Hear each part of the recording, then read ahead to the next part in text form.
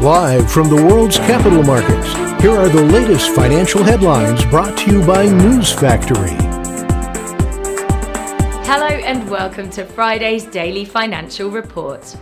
The last session saw the dollar gain 0.5% against the yen. The MACD's negative signal contradicts our overall technical analysis. The Bitcoin fell 0.4% against the dollar in the last trading session.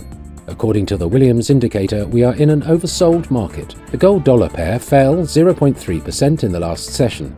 The stochastic indicator is giving a positive signal. The oil-dollar pair rose 0.4% in the last session. The MACD is giving a negative signal.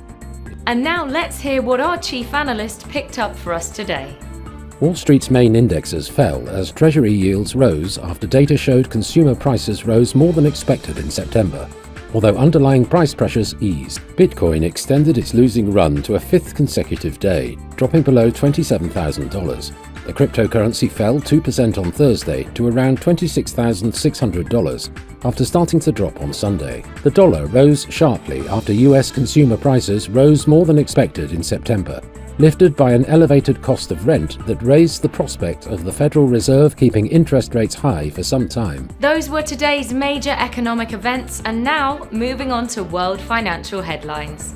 The US Michigan Consumer Sentiment Index will be released at 1400 hours GMT, the US monthly budget statement at 1800 hours GMT, the Eurozone's industrial production at 0900 hours GMT. Finland's gross domestic product will be released at 0500 hours GMT.